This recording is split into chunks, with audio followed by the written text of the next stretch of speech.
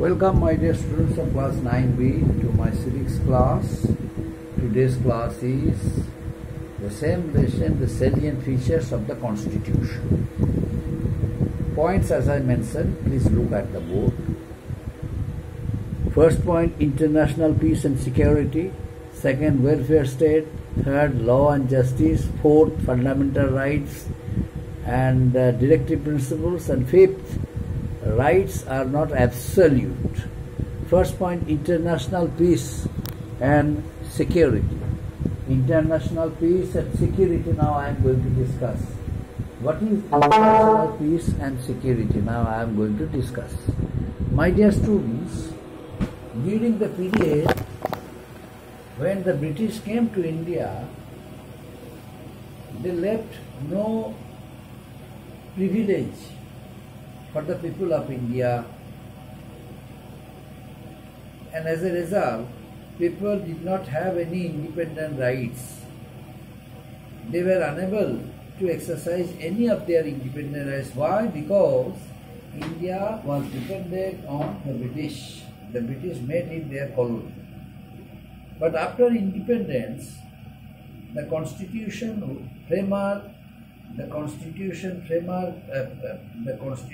maker Dr. B.R. Ambedkar, in consultation with other Congress leaders and the high dignitaries, came to a conclusion that there should be a system of law and justice in the country, social justice in the country. And before doing it, they stressed on establishing international peace and security on the eve of independence. And it was decided as the most important part of foreign policy, establishing international peace and security, since India became a democratic country. Now, what is international peace and security? Now I am going to discuss. Point number one, it has participated in friendly interaction and trade with neighboring countries by being a member of the SAARC. It has adhered to the ruling of the United States and definition of its borders. It has started meaningful dialogue with the neighbors who have been hostile. In a world dominated by superpowers, India has tried to remain neutral by spreading the concept of non-alignment in the free India. India, on being independent country, decided to set up a trading relations with foreign countries of the world in order to strengthen its financial stability. And in world politics, India dominated a very important role as a neutral nation, and at the same time conveyed the message and concept of non-alignment movement under the leadership of Pandit Jawaharlal Nehru. The superpowers America, England, Russia, they recognized the motto, the ideals of our country: peace, security, integrity, sovereignty, brotherhood. They utilized it during non-aligned movement under the leadership of Pandit Jawaharlal Nehru. In the field of, many meetings under SAARC, the country India represented for several times and communicated a new message to the people of the world and world leaders of different countries, that India in future would play a vital role in the field of modern technology, in the field of science and technology, in the field of,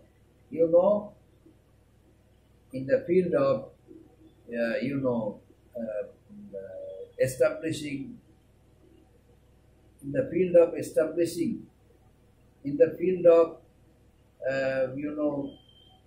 removing illiteracy, in solving unemployment problem, The 5 years plan was taken by the government of India under the leadership of Pandit Jawaharlal Nehru. The concept of Panchayati Raj was introduced. The concept of rural development was introduced. A number of developmental schemes also were taken up in order to realize it in the working field, so that the people of India must become benefited and can enjoy their all rights independently. And as a result, the process started with meaningful dialogues with the neighboring countries, so that neighboring countries must neighboring countries must extend their keen cooperation towards our country India. The next point, my dear students, that is welfare state. Indian constitution gave importance to certain points, certain principles. Number one, directive principles, and some guidelines also they framed in order to shoulder many responsibilities for a country where country's people would live not under poverty, below poverty line. The terms of the people and their livelihood would be uplifted. Education, in the field of education, in the field of health, everywhere there would bring a number of development. The government is expected to try and improve the infrastructure of the country by working in a positive way, and by sharing of wealth between the rich and poor. There will be no difference between high and low and rich and poor, because of the reason India's main goal was to achieve success in the field of removing illiteracy and in the field of establishing the concept of directive principles of state's policy, so that people must come forward and must cooperate with the state in a positive way. Mahatma Gandhi's National Rural Development Scheme also was introduced by Government of India during the first half of the 21st century. What did they do in the year 2005? As NEDA to enforce directive principles embodied Article number 39 and 41. So this is a system they launched, midday meal scheme, ICDS, SBL, etc. by the government to enhance the nutritional level of the children and adolescent girls. That system is a part of the welfare state, my dear students. And next point, law and justice. Our country stressed on establishing law and justice throughout the country. As soon as country became an independent one, it was decided that country's concept for all group of people would be highlighted. They would be provided with a number of facilities. They would be provided with the free legal aid service, because the people who do not have money to spend, but they are under harsh treatment by rich people, in order to provide them legal service, in order to afford legal service, there is a system introduced, free legal aid, and it has become available for the poor people. This has been done in order to provide justice for all. And Panchayati Raj system, rural development scheme also are introduced. Powers in the field of powers of the executive and the judiciary have been separated in all states except those of Jammu and Kashmir and northeast state or northeast frontiers, because where it is difficult to maintain large government and prevalence of considerable political turmoil. That's why besides these places, all the states of India, are given the powers and independent rights. A democratic country can establish that the people can live independently by exercising their all rights without being violated. As a result, there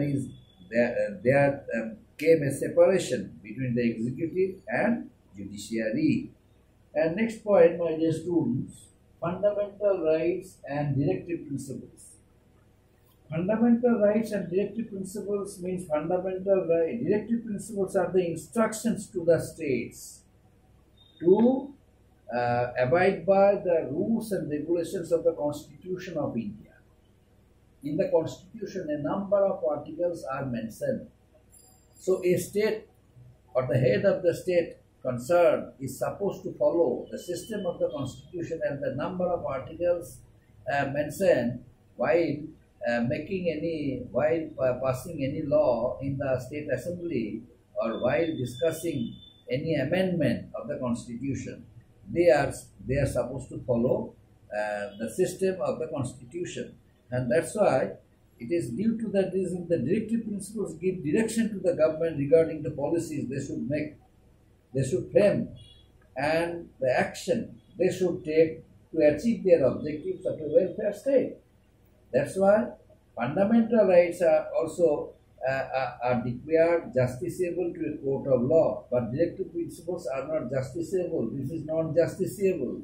Fundamental rights can be suspended during the time of emergency, but directive principle cannot be suspended as they are not enforceable in the first place. So these are the things the Constitution maker has introduced in order to provide a number of facilities and privileges to the citizens of India so that they can live peacefully, and their rights are not violated by anyone else. That's why the system of providing justice for all the citizens of India has been introduced by the Constitution maker. And last point, my dear students, rights are not absolute. The rights which are given by the Constitution to the citizens of India, these rights are not absolute. You know, the fundamental rights which are given to the citizens of India, these fundamental rights can be suspended. The fundamental rights can be suspended temporarily. Under which circumstances? When India, under such circumstances, when there was a national emergency suddenly declared by the president, suddenly declared a national emergency in the country or throughout the country. Under such circumstances, the citizens cannot enjoy their fundamental rights. Neither they can enjoy their fundamental rights properly, nor they can go to any court of law for proper justice. And that's why it is said that rights are not absolute. The fundamental rights are not absolute because these rights are temporarily suspended. But as soon as the declaration of emergency is withdrawn by the president, the citizens can once again get back their fundamental rights and can enjoy without being interrupted or without being violated by anyone else. So these are the system of the Constitution of India. So these are the salient features of the Constitution of India, my dear students. You have to keep all these points in your mind, and whenever during live class I shall ask you questions, I need correct answer. Is it clear? Will you give me correct answer? Yes or no? Very good. I do expect this time you will be able to answer prominently, because some points which already I have taught you earlier, once again I repeat. Once again I repeated it for your convenience. Thank you very much.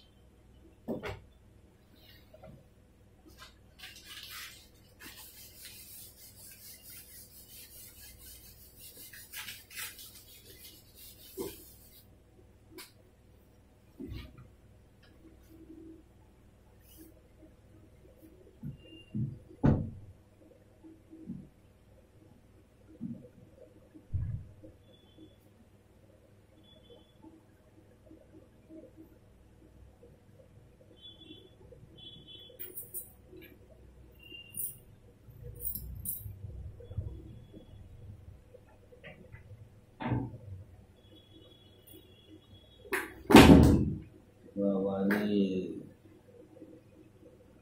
রোজন কি রে, রোজন কি?